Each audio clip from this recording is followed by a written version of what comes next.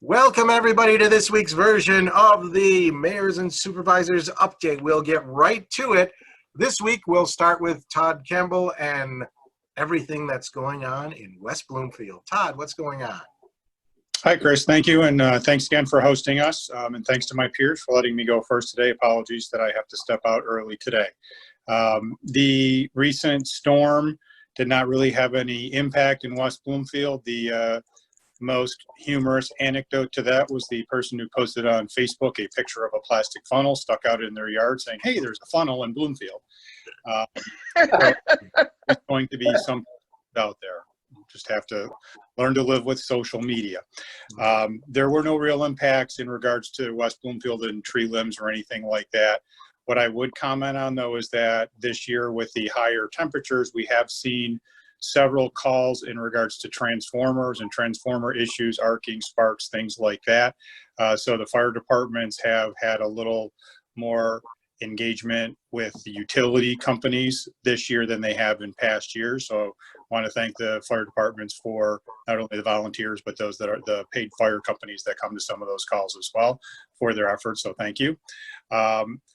In regards to town business, we're starting to work on the budget with the second quarter sales tax drop of about 20%. We're starting the budget process a little bit earlier this year. We are relatively lucky from a perspective that the winter was a little bit milder and we were pretty far under our budget in regards to salt purchase. So that's a benefit for us as we look at things that we can cut out of the 2020 budget to save funds in this year as we look to try to figure out how we're going to then potentially recoup in 2021. From a county perspective, last night at the County Board of Supervisors, one of the resolutions that we adopted was renaming a street in between the courthouse and the municipal building to Susan B. Anthony Way. So in commemoration of Susan B. Anthony, there will be a ceremony mid-August, I think August 17th or 18th, commemorating that. We did have one person attend in person who suggested that maybe we should also be looking at a statue or something like that on the outside of the courthouse as another way to memorialize her. There is already a bust and a portrait inside the courthouse, but we did have one of the Canandaigua supervisors step up and agree to work with some local folks in Canandaigua because there is interest in doing more. We may see that happen. I also wanted to point out to the listeners, if you will, that one of the things that we've heard on our twice a week school district call that we do, there's been a lot of questions, not only from faculty and staff, but from parents in regards to school reopening plans. The superintendent was pretty adamant about pointing out the fact that all of the plans are first reviewed by the county health departments before they went up to the state for approval. And so whether it's, you know, a hybrid model, classroom, at home, whatever it happens to be, those plans have all been reviewed locally. And the Ontario County Public Health Director is pretty serious in regards to how she reviews the plans and trying to do what we can to keep our counts low. I think we had two new cases yesterday on Thursday, but 0 on Wednesday. And so to reassure not only faculty, staff, parents, and students, the plans that the districts are putting in place are reviewed to that level where we would prefer to have 0 cases, but that they're reviewed to that level of a lot of what ifs, kids getting on the bus that forget a mask, how do you get them one, those kind of things. So the school districts are really taking a very, very close look with help from the county health departments before their plans are approved to ensure that we're doing everything locally to keep our case counts down so that we don't have school reopenings having an impact on the case counts across Western New York. So that's it for me. Thank you. All right. Thanks, Todd. Todd, one question I had follow-up on the tax numbers that you got. Are those preliminary numbers, the sales tax numbers, or are those firm no, numbers? we received our distribution early this week. Overall, the total county for the second quarter was down about 20.17%. We were down 20.7 in West Bloomfield. But for the second quarter, it's a relatively significant drop. The cities were slightly less. The cities of Canandaigua and Geneva were slightly less. Geneva was a little more than Canandaigua, but it's a significant drop. And they're starting to see an impact as far as things getting better, but it will take time to recover. We don't have the full internet sales tax numbers yet, but it's one of the first quarters where that's really been being reported back to the counties. And so that's a big uptick as far as that internet sales tax. And so there's still a question of how that's going to be distributed back to the counties. All right, great, thanks. Okay, Eileen, you're up next.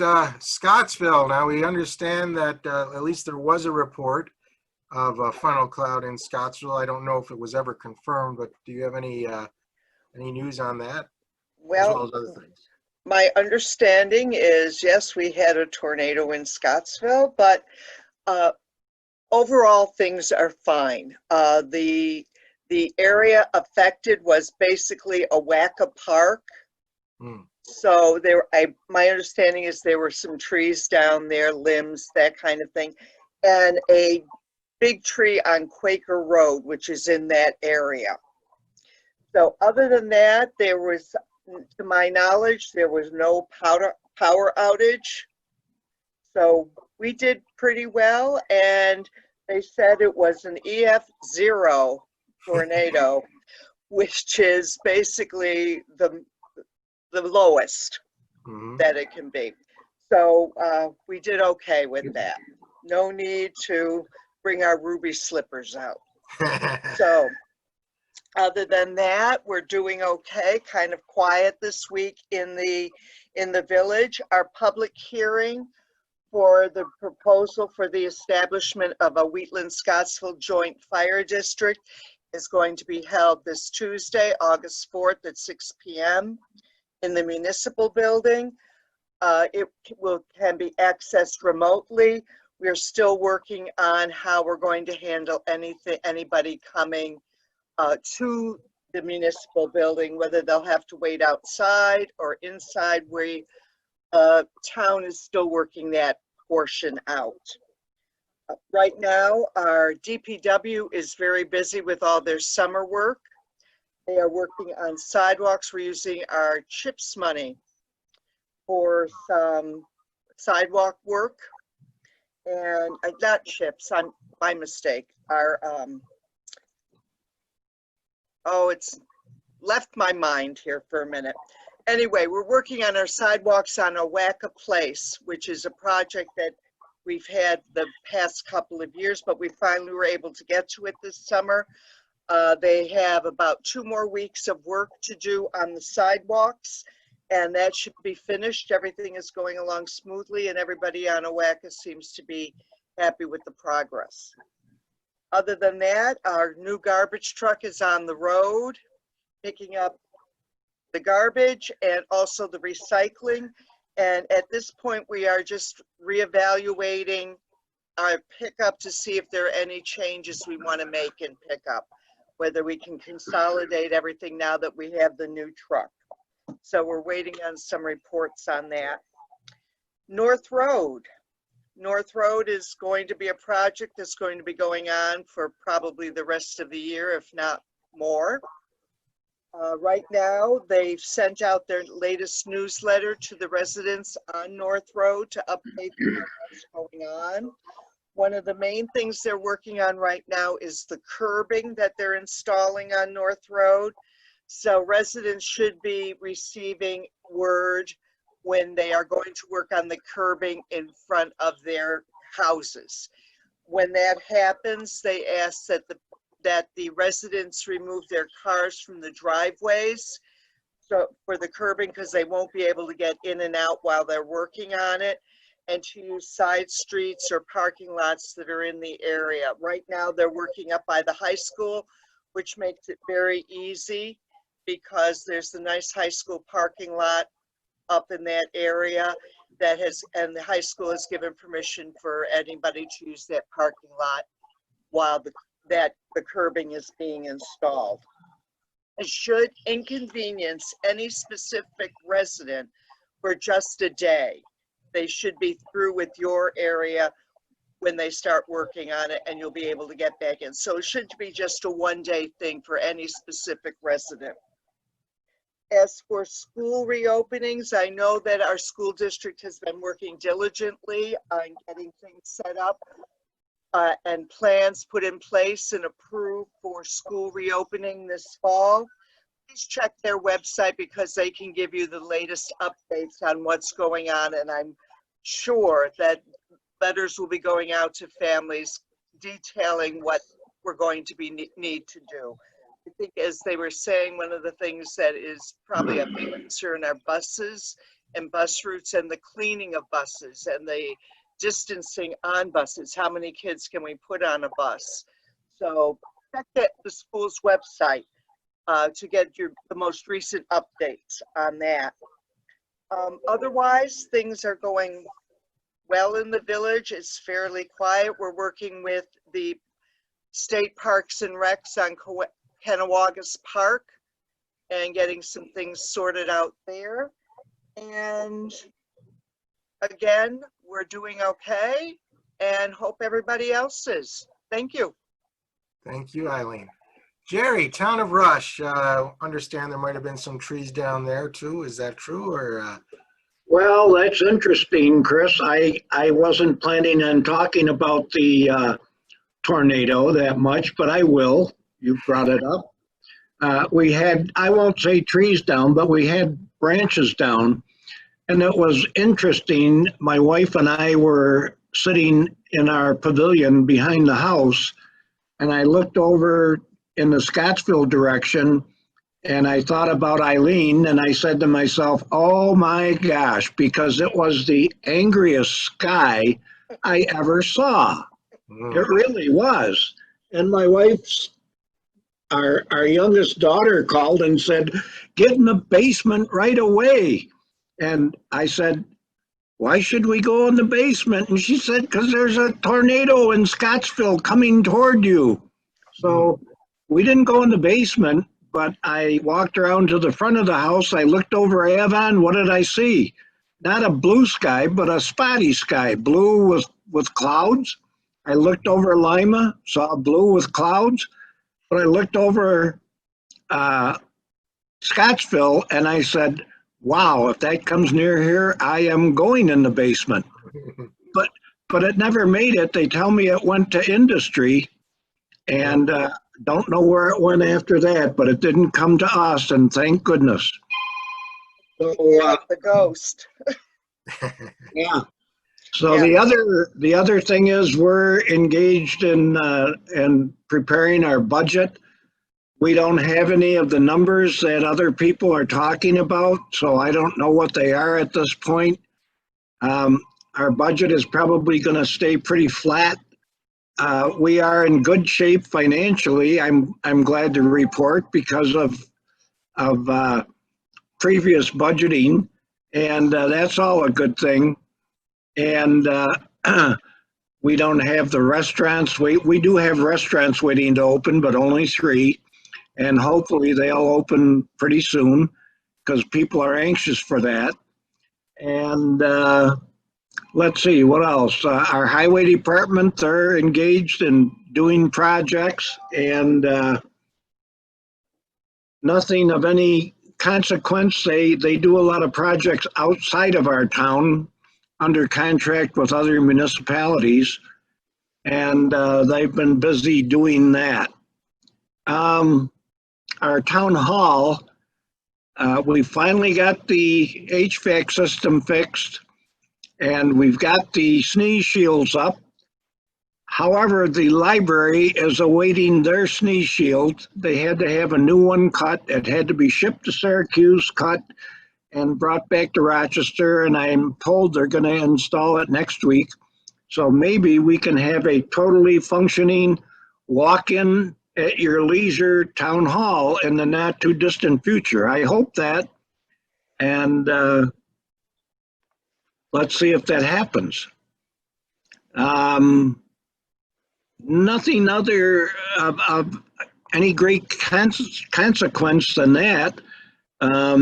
I talked to people. People seem to be happy. They're concerned about signs that the coronavirus might be raising its ugly head to the west of us, and nobody wants it to come this way, especially old duffers like me. And let's hope that it doesn't. And that's about it. We had a pretty quiet 2 weeks, the quietest since January, and I'm all for that. All If we right. can get business done and not worry about emergencies, that's a good thing. Well, only one more thing for you to answer, Jerry. What's the best kept secret in Western New York? I'm not clear on that. Oh, I was waiting for you. I thought maybe you forgot about that. But even though that Rush is not the growing metropolis like the towns around us, we do retain the status as the best kept secret in Western New York. Right. Thanks, Jerry.